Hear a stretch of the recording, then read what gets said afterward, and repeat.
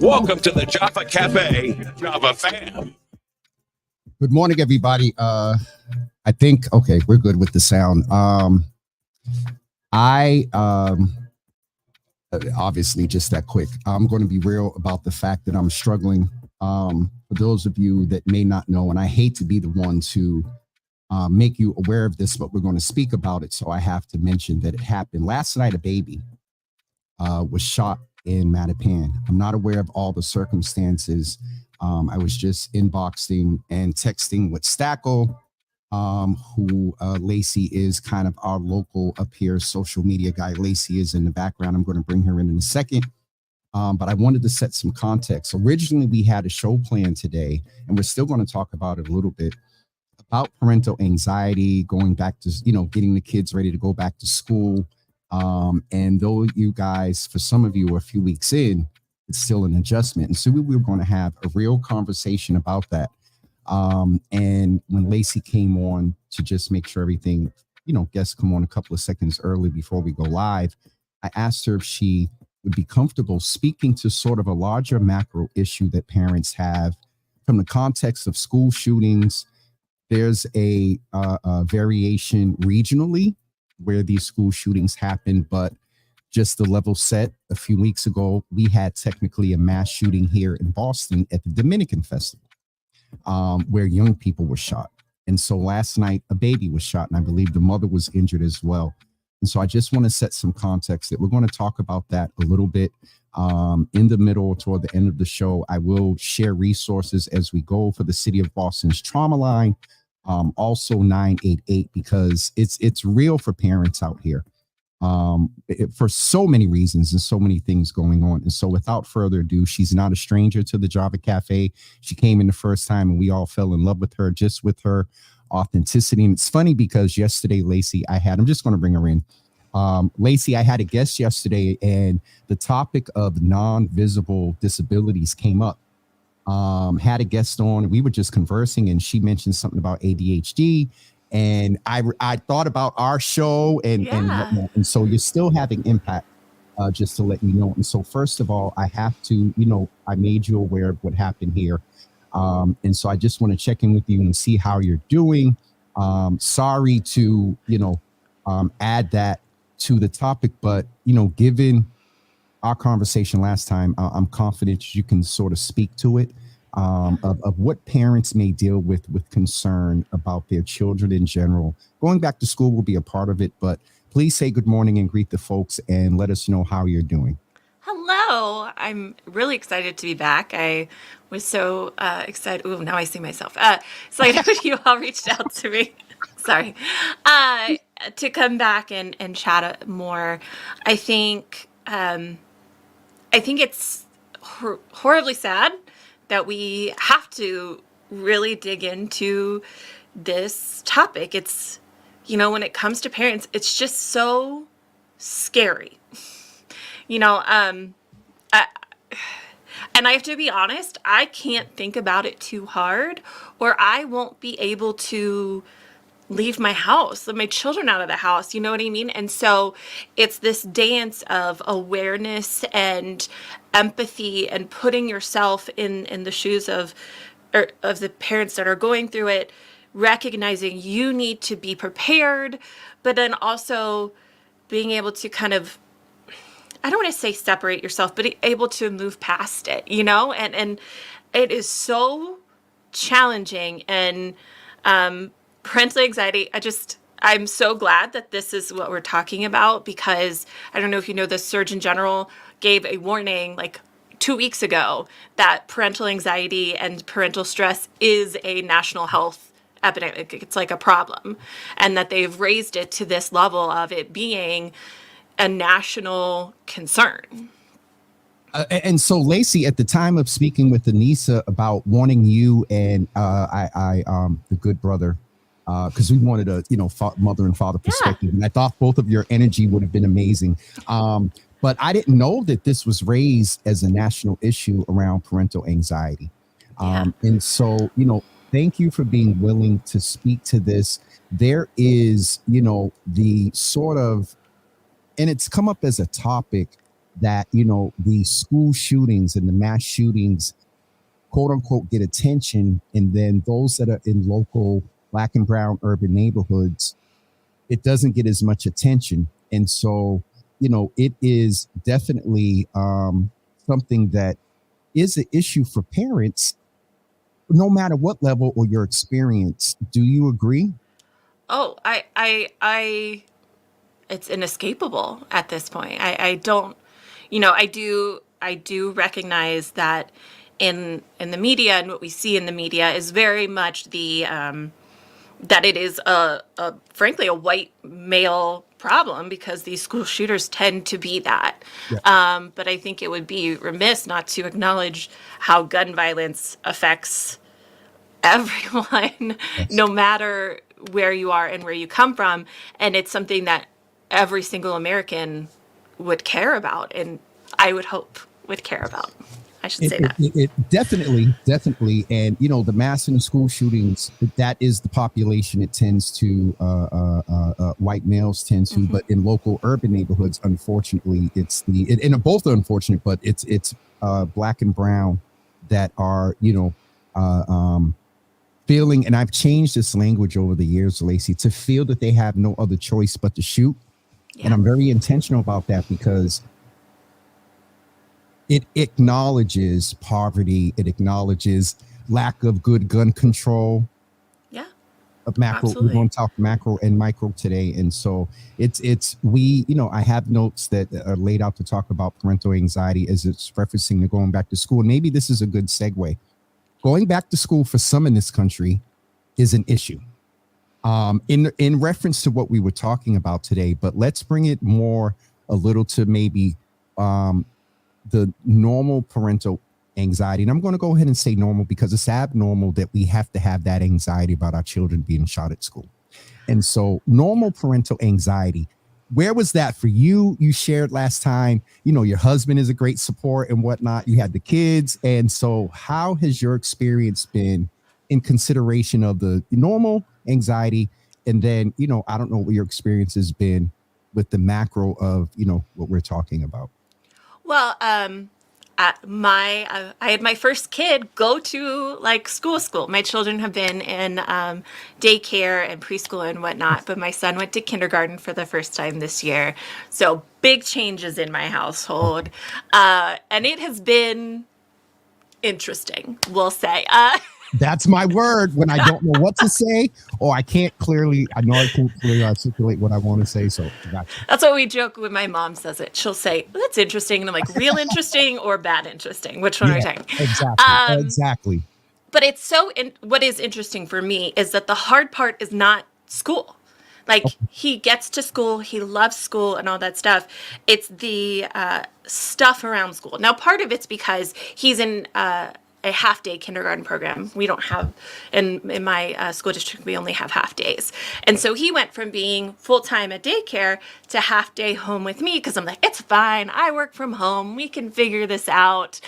And it is an adjustment for both of us. And that has been part of what's the most interesting. He is currently downstairs with my husband, and I'm like, don't come into this room. So fair warning, we may have an Isaac at some point, because he's just very nosy. But the hard parts of it are the logistics and navigating around all of the things with school.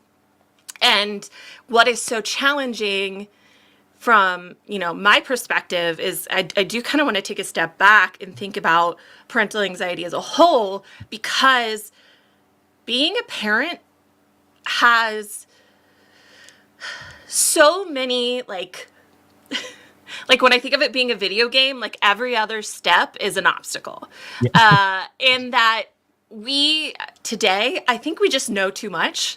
We're constantly, gentle parenting, get this, have your kids do this, and make sure you've downloaded the app to connect with the teacher and all of these different things. And I think if we don't step back and recognize, like, this is a lot. It is really hard to have this conversation, because then we're constantly minimizing what's going on. And I think that's a big part of what this stress of parental stress that is, a national health issue at this point, is that there just continues to be layers upon layers upon layers of things. And, school shootings and the safety of your children is another layer that's part of that. And if we don't acknowledge that crushing weight, then I can give you practical tips and whatnot all day, but it's not going to change the fact that you're judging yourself, that you're feeling like you're failing, that you feel like you can never keep up. And it's because of that weight. And I don't think any of this is new. I'm not here saying that it's harder to be a parent now than it was for my parents or whatnot. What I think it is that we are just so aware of so much more. And ignorance is bliss means a lot for me in this context. So, Lacey, I've added a second part to that ignorance is bliss, but awareness is stressful. Oh, so stressful. AF. Yes. And it's not after dark, so I can't say what that stands for. However, it is. And it's funny because in the last couple of weeks, a couple of my guests have referred to the fact of giving ourselves a level of grace. I think you had talked about it before around just the expectation on parents. Mm-hmm. It is very, very heavy. And so when I thought about this particular topic, it was in the context of going back to school, going from full day daycare to now he's home, have accelerated and ascended, but now it's only half day. Yeah. And so the adjustment of that. And so that is very, very real for parents. And so that's sort of the normal anxiety that comes with being a parent and getting your children back to school. And in your case, it's the first iteration of one of your kids going to school. So that's a little bit different as well. On the macro level, we refer to it a lot. For those of you that are just joining in this conversation about parental anxiety today, part of parental anxiety is on what I call a macro level. We see in the media school shootings. We see in the media shootings also predominantly in Black and brown neighborhoods. And so on the macro level, Lacey, let's go there. How do you handle that? Because you said it's very, parents' concern for their children's safety is very real in general. Yeah. With the normal and the abnormal around gun violence, how do you balance that and keep yourself in a space where it's real, but early on you said to also figure out how to separate yourself from it? Not that it's not a reality, but you're the expert today. I can't. You give the resolution. It's a dance. It's an art. It is not a science. That's something that we need to keep in mind with all parts of parenting. Of like, there is no right way. There's the right way for your family. There's the right way for your situation. There's context is important. And because context changes meaning. So that's a communication. So it's one of my master's degrees. I can pretend like I'm an expert in that. You got a humble flex. Go ahead. Well, and this is actually one of my favorite ideas of communication is that when you can give the same message in two different places and it means completely different things, right? Yep. So when I say it is an art, not a science, I very much mean that where you are in your life and your kids is very different than mine. So I'm going to say a lot of things, but if it doesn't work for you, I'm only an expert in me and ideas and maybe systems and what could work, but you're an expert on you and you need to feel that empowerment. So I do want to make sure we put that out there first. when it comes to, so it's actually really funny. My son is going through this thing where he doesn't want to be alone. And he doesn't even want to be alone in another room by himself. My husband was like, go put away 3 things in your room before you can do this. And my son was like, I don't want to be by myself. And he was like, he wanted us to come with him. And I said, here, bud, this is what I said to him. And so I'm going to say this to all of us is you feel the fear. It's there. It's real. But bravery is continuing to do it anyway. And then you can check in again. The fear is real. It's there. I can assess the situation. And then bravery can be doing it anyway and just continuing to take that next step and that next step. Pretending the fear isn't there isn't going to help anyone, because that's how we get blinders on and aren't actually addressing problems. That's how we get thoughts and prayers and no changes. But at the end of the day, we have to acknowledge that the fear is there and then take the bravery and take the step forward. That is, it is major. Thank you, for acknowledging the difference. And, I often find myself in balance, and I'm framing it as macro and micro as far as mass shootings. And then what I call, I don't want to use the term, local shootings in communities of color. And thank you for acknowledging the very variations in different life experiences. There are some things, though, that are generally coming out of this conversation too, where you're saying is to be real. And we didn't get a chance to go too much into the piece where you said separate yourself. How do you, because if the priority is the safety of our children, and we talk about this often, we have to be in a state to provide that safety for them. It is an art. It is a dance. Sometimes it's salsa. Sometimes it's R&B. Sometimes it's ballet. And the majority of us are not getting up on our toes. We can do the 2-step and the shuffle, but when it requires us to put on the tutu, sometimes it's a line dance and there's another person going the wrong way and you have to get around them. So systems and structures, you better come on and do the analogies here. But Lacey, how do we keep it real, but then also not let what's real keep us? Well, I think, so one thing is for my school, I'm really grateful that I had to go to a new parent orientation, and they really sat down and outlined, these are our safety policies. These are the things that you should not do. You should not hold the door open for somebody else. You may think you're being polite. You may think you're making somebody else's day easier, but we need each and every person to check in, and we need to make sure they can get into the building. And I know that's a little example, but what a mind shift we have to make as parents, as beings in the world of, my goal isn't to be polite, my goal is to keep other people safe, which, let me just say, as a white lady, is a very challenging thing to do in general, because it's my job in the world to keep everything status quo and everybody happy. So there's a lot there. Yeah, well, we could go off on that, but that is a big element of change. And so I think taking those actions in the moment that you can, knowing what the rules are, knowing how you're going to get, from one, like what they're going to do. Like, for example, I think sometime in the next few weeks, my kindergartner has to do a safety drill of what to do during a school shooting. And the school has been great about saying, we're not telling them what this situation is. We're doing it because they're trying to take an approach that has been recommended by other people. That's not just hiding, but maybe it's fleeing, all these different things. And we need the teachers to have an experience of what that feels like. And so I read all that, and I just had this moment of like, why are we here? Like, why are we here? And that's where I got to feel the fear, right? Of like, this is something my son is going to have to think about and going to have to do. But at the same time, I am so thankful that he is in an environment that is trying to work with him so that he can be safe, for age appropriate things. Yeah. I just, I'm really great at logicking my way out of things. So sometimes, I see it going on in real time. yeah. It's interesting to see someone else go through it because I deal with it daily for Yeah. at least a good hour of based on, questions and responses and topics. And so, but let's just go here for a little bit. We need logic.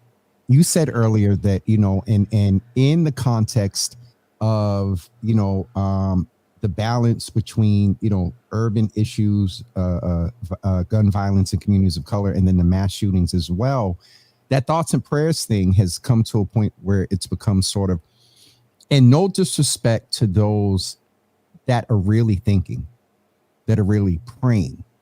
However, some of the population must extend that thinking into policy. Ayanna Pressley often talks about it's good to pray, but there's an old, I believe, African proverb that says, when you pray, move your feet. And so let's talk a little bit about logic around moving beyond thoughts and prayers and into action. Is it contacting our local legislators? Is it putting support behind constituencies in districts where there are where there are people that are not supporting gun laws that make us safe? Because that can also be a point of empowerment, Lacey. I believe if people participate and take that fear, take a step of bravery and send an email, is that something that can be helpful to parents? And I know I put a few things out there, gun laws and legislation, and Well, I have a lot of thoughts. I live in a red state, so I live in Ohio, and I live honestly not too far from Springfield, Ohio. Yeah, Can I ask you a question? yeah, How are your cats and dogs doing down there? yeah. Well, I don't have any pets anymore. My dog passed away about a year ago, so that's fine. But I am only like 30 or so minutes from Springfield, Ohio, and to see how that has affected that community is really devastating. Because speaking about schools have had to be closed because they've been getting bombing threats and all these credible threats. And I just okay, I have goosebumps because I know my body wants to run a marathon right now. I think for some parents, advocacy is what they can do. Okay. But I think part of the problem is that it feels like an insurmountable task at this point because nothing has been changed. And nothing has been changed that's not based on logic. That's part of the problem that I have, is it's not based on logic. A large majority of American citizens believe in common sense gun control. A lot of Americans believe in that. It is recommended. We've seen it work in other places. But the opposite side has used a slippery slope straw man agreement that all of the guns are going to go away. And that's not based in logic. That's literally one of the first logical fallacies you learn in a philosophy class, because I took it. I've called Intro to Logic. And so when you're not fighting logic, it's very challenging to combat that, because when you're fighting someone's feelings, they can't seem to get out of the way. I frankly don't understand it. I have family members who are gun owners, who are responsible gun owners. I don't have a gun because I'm like, some people should and some people shouldn't, and I am in the shouldn't area. That sounds it's too scary for me. But yes, I get it. But that's too much responsibility. Yes, all of that. And so I just want to say that I have so much empathy, and I understand parents who see this and then feel like there isn't anything that they can do because it has been an issue for so long, because it has continued to perpetuate. And so what I personally think the biggest thing to do that would make the biggest difference is gun owners actually stepping up and saying, no, we are okay with our guns, but we need actual sensible gun control. And yeah. I, I'm, yeah. I'm with you because it came up a little bit before we went live, and it came up a little bit here, and I wanted to give space for us to talk about it, and I want to correlate what I've been calling this, mass shooting piece, and then gun violence in communities of color. So particularly in Boston, our numbers are very low. Got acknowledged thanks to the work, not just of this administration, not just of those that are present in these positions, but prior folks that have laid the foundation for the improvement and the work for numbers to go down. However, there are pockets in our neighborhoods that where the numbers are low, in those neighborhoods, numbers are still high in the experience. And so when you talk about perpetuating and the community's experience and still dealing with the issues, that advocacy, I think, is very powerful, not only on a national level.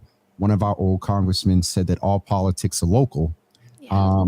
Pulling that into local, that advocacy piece, I think, is important as well. And it you didn't say it exactly, but there was something that you said that made me think that, when you talked about a little bit of the thoughts and prayers and no change, that we don't want to become callous, that we don't want to embrace and accept the fact that this is normal. And so advocacy, go ahead. Oh, it's not normal. I think that's part of the, I mean, we have a candidate for president who literally said, well, we just have to accept this as a fact of life. And that is something that I'm like, no, I don't want to. That is not a fact of life I choose to accept. So I think, yeah, there's just, I'm trying to be as graceful as possible. I just really, I cannot say enough that as much as those of us who are not gun owners or do not participate in that, it's very easy for us to say a lot of things of like, well, why do you need that? Or what, all these different things. I think that there's a lot more power in those who are part of that community standing up and advocating for other people. I recently saw a TikTok about if you have a gun, you should have insurance for it. And I was like, whoo, could you imagine? Let's let the free market come in and regulate this. Because if there's anything that you don't want to fight, it's an insurance company. And that would really change. It would also surface, some folks' priorities, and then would also surface, it would give another buffer, and we need as many as we can around straw purchasers and mm-hmm. things like that. And so, more on a national issue, folks, that we're talking, but I think it is important that we have these conversations to help folks empower our local congressperson or persons, your local, and help them fight on a federal level, but also advocate on a local level. And advocating on a local level, what we're advocating for is very different because it's around prevention and programming and things like that. So we need it at both ends of the spectrum, the federal gun legislation and then advocacy at a local level for proper trauma response, for re-entry services for those that are beyond the youthful, services. Now I'm getting ready to get into start stuttering and stuff. Criminal justice system. Like that's a whole other.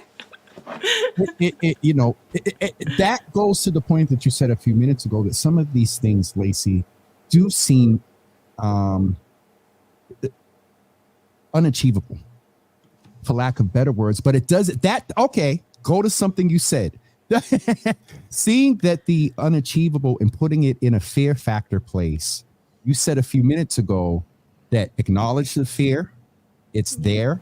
Systems and structures, legislation, not proper gun laws. It's there. But where bravery comes in is to go to your local, what is that website? Change.org and sign, national gun legislation movements locally, to contact your local a city councilor, state representative, and state senator and say, hey, yeah, numbers are low, but those that are being impacted by trauma in my neighborhood is still great. What's going on? And so you did say a few minutes ago that things like that can be very empowering. Maybe not your exact words, but I heard that from you. Mm-hmm. Well, and I will also add, don't be afraid. And this is, by the way, this is a message to Lacey too. Like I'm saying it out loud for myself. Hold on. You said a few minutes ago, put you on screen. Hold on. Oh no, I just see myself. Don't be afraid to have the conversations with the people in your world. It can be very scary, you know? And again, like I said, I live in I like to call it a purple state because it is pretty, it kind of really is. There's a lot of stuff going on in Ohio. And it is very scary to have these conversations with those in your family or, friends or whatever that have these different points of view. But I do think about the story I heard about Tim Walz was that he used to be on the other side of gun control. And he had conversations with his daughter that had helped him change his perspective. Yep. And that, first of all, being someone who can change their perspective is just a beautiful thing in the world that we don't value enough, I think, in each other. Go ahead. I was talking with the folks here know Darren Howell. We were talking the other day, and I really had this thought back when Kerry ran for president, when the term flip-flopper became very popular. It's not necessarily flip-flopping. It is getting new conversations, getting new information, conversing with people that have been impacted by that you legislate in forms. And if that information changes, now on the other side, we do have somebody that flip-flop because that person that they're supporting hasn't changed. Sorry, the information in the game is still the same. But I just needed to chime in about that fact because it to your point about Tim Walz, he got more information. He talked to somebody who was impacted. So go ahead. I'll be quiet. Well, and whether, that's your beliefs or not, I have found in other conversations I've had with my family, not about gun violence, but when Roe v. Wade was overturned, I had these conversations with people that I thought maybe were in a different point of view, and they weren't, and they were actually kind of offended that So people can surprise you. And even in those conversations that got a little contentious about it, if it is a relationship that is built on love and respect, you can keep that in mind and have the conversation. And so that is part of bravery. Talking to the people in your world about these things is bravery. But again, we go back to context here. For some people, it's not. It is not appropriate to have those conversations because maybe it's not safe. So again, these are all ways to tackle this way of being brave. There's no one right way. And you also, sending your kid to school, that's brave. Period. It's funny that you say that, and I'll sort of let this be the last question before we start to close out. Is it? And I never,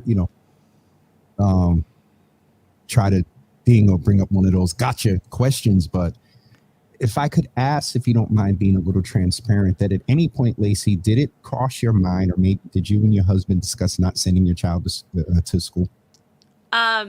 No. No. Okay. Wait. Because your no could go because we roll like that. Your no could be a couple of things. Yeah, no, I am very aware of my strengths and weaknesses in life. Yeah. I love school. I love learning. I mean, I went and got a second master's degree because I could. That's where I'm at. I also have the highest of expectations when it comes to school. Yep. And that intensity could very easily be put on my children. So my husband and I were like, maybe that's not the right choice. Yeah, and so also money was a big part of it. Yeah. We send our kids to public school because one, our public schools are very good here, but also daycare is already killing me. If I can get rid of one expense, I'm going to. But I actually really love that you asked that, because Yes. what you're seeing here is the context of my family making that choice, right? So we thought about, our ability to do it. I'm chronically ill. I'm also pregnant right now. It is not in my ability to keep up with a 5-year-old all day. Yes. Yep. I'm barely doing it half day. I'm just going to say, you're doing well at half day. No, I'm messing. I don't know if I would say well, but it's happening. And so, that was another, and so really we had to look, and this is why, I really want to make sure this is, and this would have been my point, whether we talked about what we've talked about or not. You cannot judge another person's decision because you don't have all the information about their situation. And then I say that because that's the easiest thing to say. You can't judge yourself either. We are so judgmental of ourselves. And that judgment, I believe, I have no evidence or anything for this. Our judgment of ourselves is what we then project out to other people who are judging them. Because if we're judging ourselves, it's just another, it's a flex, it's a reflex, right? You're going to judge other people. And so before you try to stop judging or thinking about other people, you got to start with yourself, because it's going to be nearly impossible. And so, I you've heard me talk. I had what I think is the best mom in the world, and she is like this paragon of motherhood to me, and I am not that mom. I'm not. I love my children more than anything. I love being with them. I love not being with them. I like being alone. And both of those things can be true at the same time. Do I feel guilty about it? Absolutely.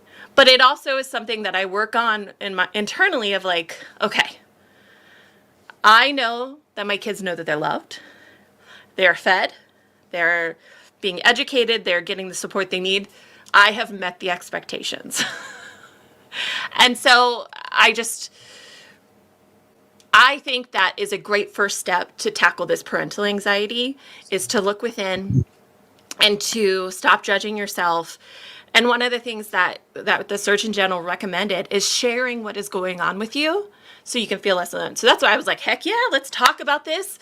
Because by us sharing, you got to hear me say maybe something somebody else would not feel comfortable saying, but has thought.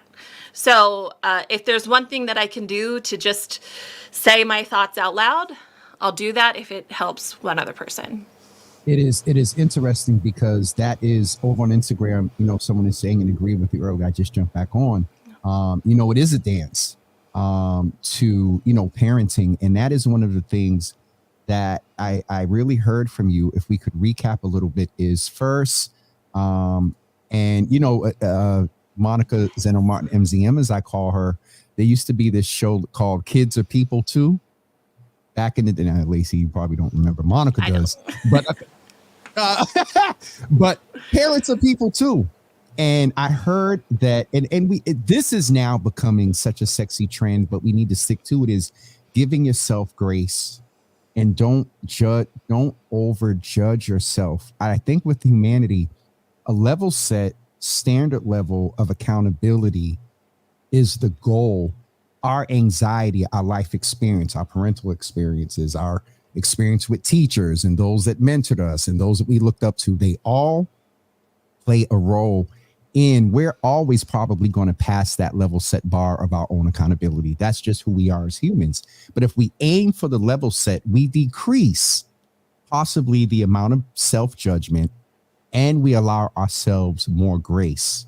I don't think that, and I can't speak as a biological parent, but I've had responsibility for contributing to young people's lives, and I take that very seriously.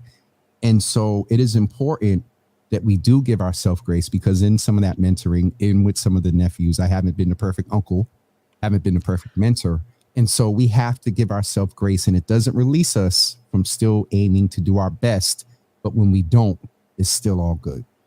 And it's not easy. I think people say giving yourself grace and then it's like, well, I should be able to do that. First of all, stop saying should. But second of all, it is not easy. And so just please remember that even going easy on yourself is not easy.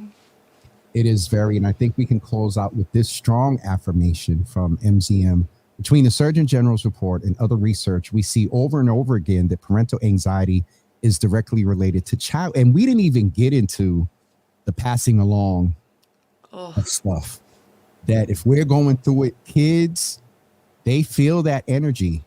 And if they got their own issues, let alone if we're contributing to it. Oh boy. Okay. Lacey, I want to end on a good note. Okay. We talked about a lot today. We did. What can we end with that you did share? And I think you did before, but you are pregnant. I am. And how is everything with that? Are you excited? Are you working on the what do you call it? What is the thing called? The nursery. Jesus Lord. Oh, well, so this is my third child. So okay, so that's right. You had two, but you may be converting or things like that. Well, the nursery is not a priority.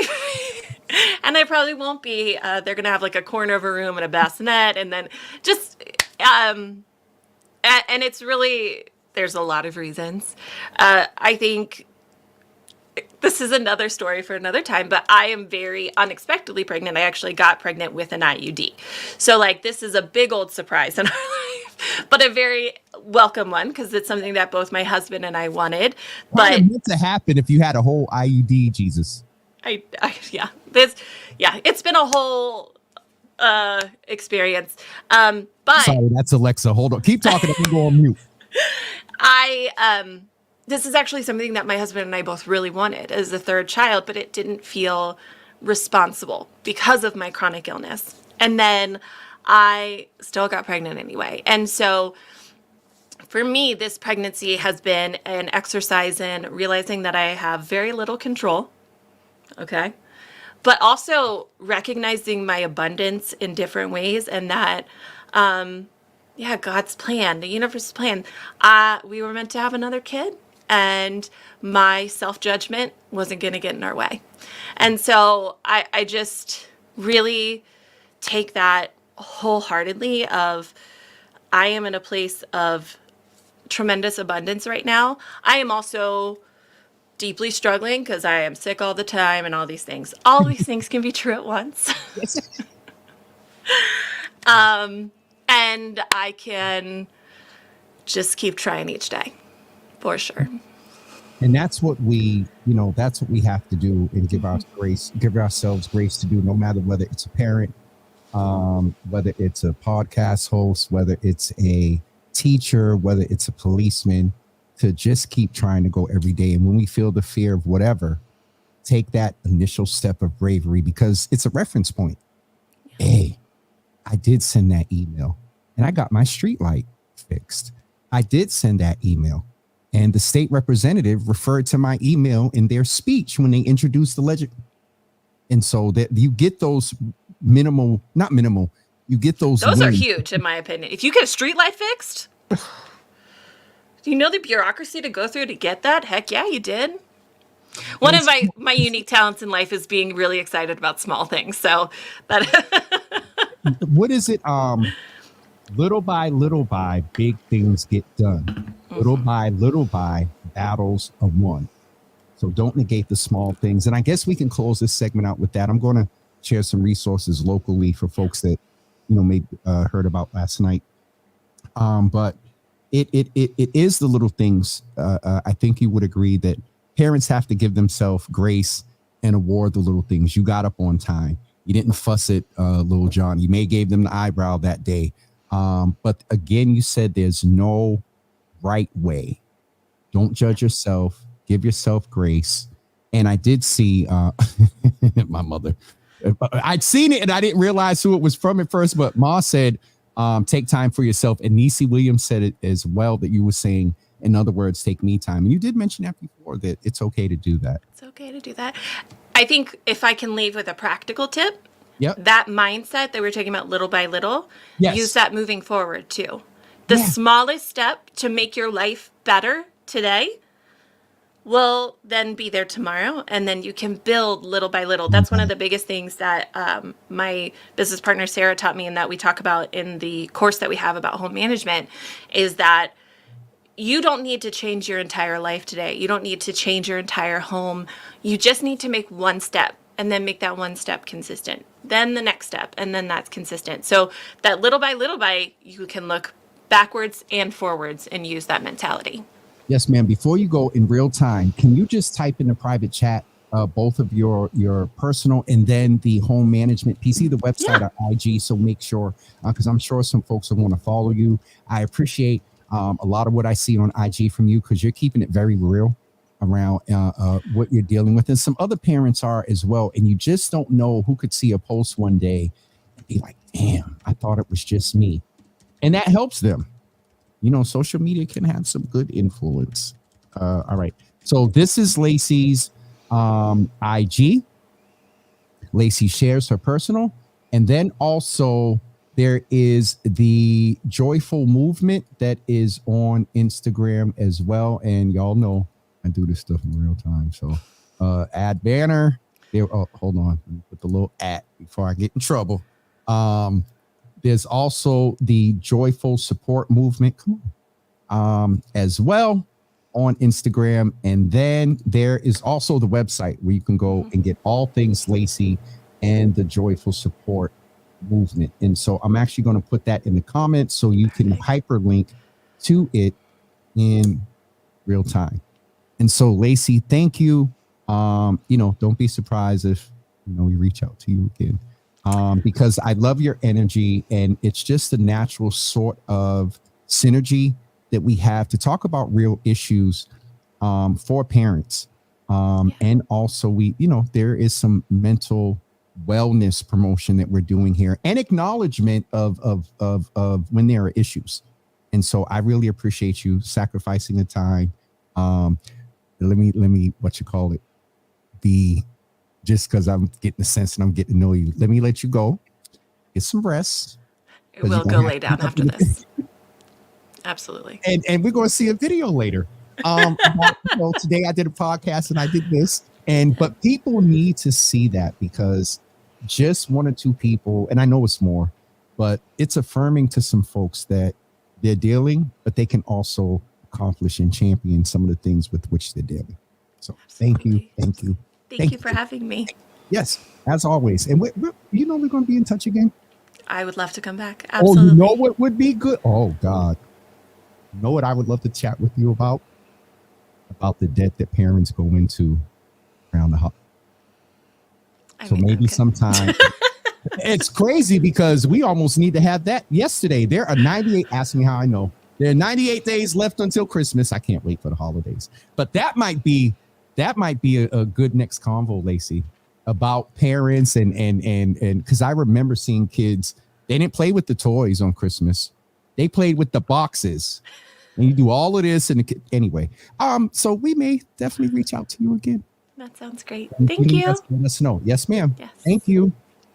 All right, Lacey. Folks, I hope you were encouraged today, and also know that you're not alone, and especially for parents, you're not alone in a lot of the things that you're dealing with safety, finances. Let's be real. The holidays are coming. Y'all just got through spending a whole bunch of money on back to school clothes and all this other stuff. And if your kids are in sports, you spent money on the uniforms and the fees and all that other. It's real. And so again, give yourself grace. Don't judge yourself. And take some me time for yourself, parents, even away from your spouse. I don't want to get nobody in trouble or start nothing because I ain't married. But anywho, we want to remind you that this Thursday, and we are just over 50% of the tickets being sold. So I encourage you to make sure that you go and get your tickets for our upcoming event on Thursday. It's the launch of It's Cuffing Season, Cuff Safely.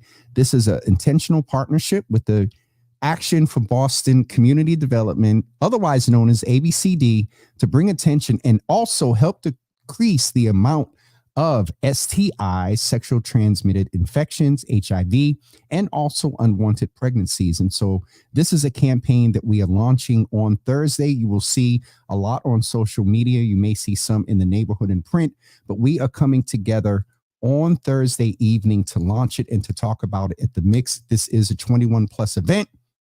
And so most all of y'all are invited. I still struggle with certain people in the mother's board at a cuffing season event. But anyway, with saying that, as I had to say yesterday, not these folks in here, but in our show with ABCD Health Services, one of the providers referred to the fact that there were a couple of repeat offenders between the ages of 78 and 80 that had positive STIs. So, but not the mother's board. So anyway, no. Anyway, all right.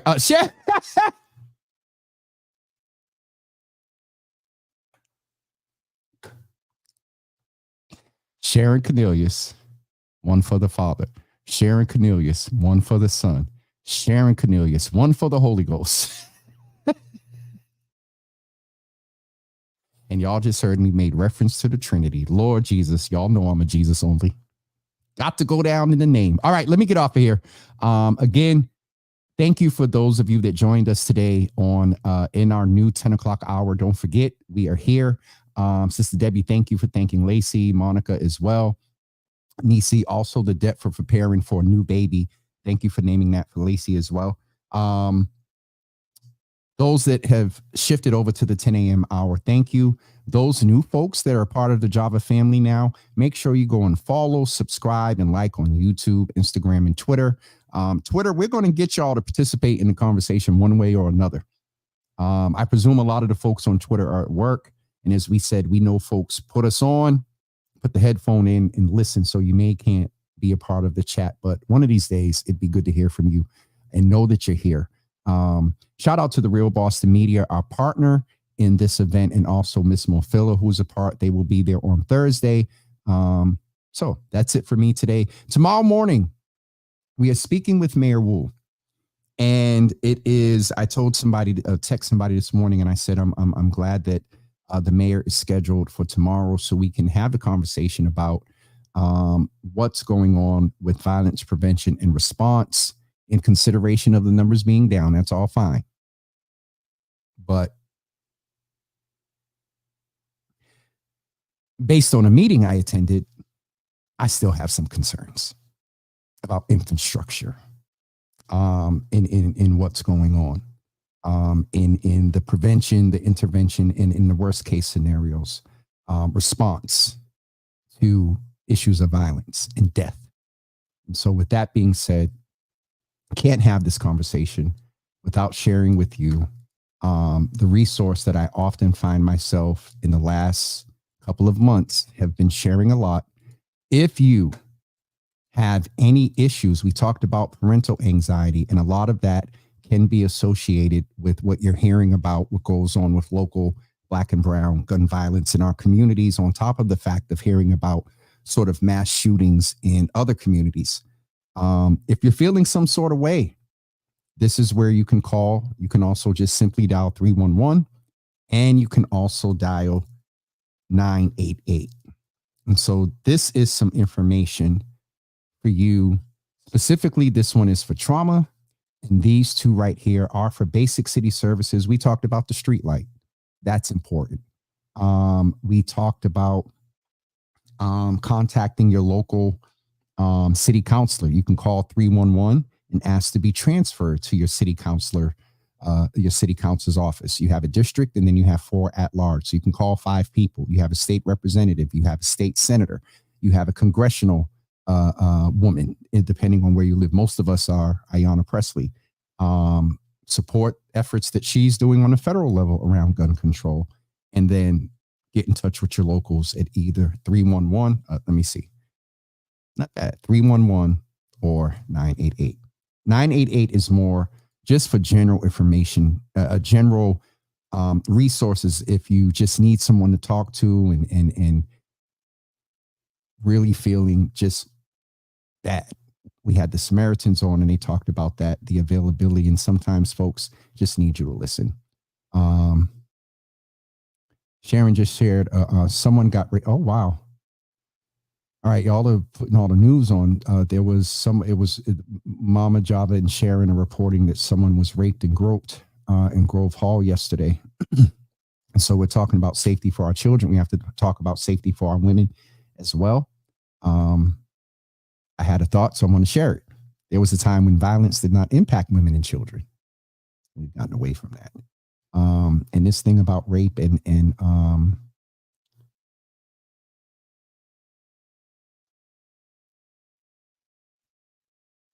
hold on, I got a message from Janky, as I call her. I haven't been Janky in a while, Donna. We might have to get me a new nickname. Let me not talk before everything just goes off. But we have to protect our women as well. I was at a meeting in Fields Corner. The lights don't work in the park. The district councilor was there and said, park is getting remodeled soon. What aren't they working now? Shaking my head. Why aren't they? Sorry. Why aren't, what she probably meant to say, why aren't they working now? That's real, especially in a park, you know? So I think Mama Java just jumped on. Miss Teresa, we talked about this in the early part of the show and had Lacey speak to it around parental anxiety on a macro level, mass shootings, things like that. And then a lot in our communities and communities like ours, with that, we're also dealing with the issue of urban gun violence and youth violence. And so we did talk about it as much as we said that for some thoughts and prayers has become a cliche, or you all know in this space, I got a whole bunch of thoughts that I will handle quietly behind the scenes. And then prayers, definitely pray for peace, pray for community. We pray for that family. My understanding is, let me just see if I got any update.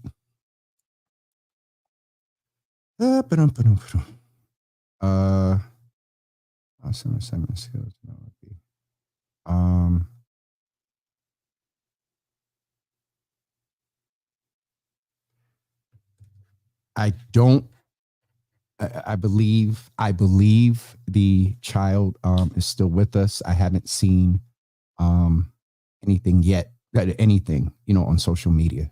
Forgive me for the yet, meaning that I had looked and there was no indication of, death, thank God. So prayer, my point there was prayer, to still keep that baby and family in our community in prayer. All right, folks. Tomorrow morning, we're speaking with our mayor at 10 a.m. and this will be part of the conversation. Mass and Cass for a couple of months. We not got away, but there was improvement. And now we need to check in and see how we get back on that trajectory to improvement with decrease numbers of those that are on Mass and Cass, and also those that are dealing with issues of violence. So the numbers are low. Where the numbers are still in certain neighborhoods, and we need to figure out what's being done to prevent it, what's being done to intervene, and in the worst case scenarios, what's being done to respond to the families that need the trauma services. So that's it for me this morning, guys. We'll see you tomorrow morning at tomorrow morning at 10 a.m. with Mayor Wu. I think I did well today. I don't think I made any reference to 9 a.m. today. I might have, and don't forget, on Thursday, you can go and let me just put that link in here for you too. But don't forget, Thursday, we are kicking off our cuffing season campaign. Actually have our final check-in meeting with ABCD shortly, just to make sure we have everything prepared for you. I am going to put the link in the comments as we speak, so you can get a direct link and go ahead and register. Invite those. Y'all know your aunties and uncles that got the nieces and nephews. Y'all know your aunties and uncles that are Cougars and Panthers that y'all be out here trying to cuff, or they trying to cuff you. Stop through. There'll be some things, and we'll make sure you have some equipment where you can cuff safely. So in the comments, this is where you go. All right. Sharon, y'all think y'all slick. It's 11:03. Y'all get y'all little 90 minutes here. I'm going to talk about how's the weather today. let me get off of here. Tomorrow morning with Mayor Wu at 10 a.m. We will see you then. And again, we just want to make sure that you are aware that there are services to support if you are dealing with issues of trauma. You want to call about basic city services or just need someone to talk to. You can call 311-988. And again, lastly, for trauma services, you can call this number here. And we hope to see you on Thursday evening at 6 p.m. at the Mix. Thank you, everybody, for joining today. And again, tomorrow morning at 10 a.m. with Mayor Wu. Have a great day, everybody. And thanks for joining us in the Java Café.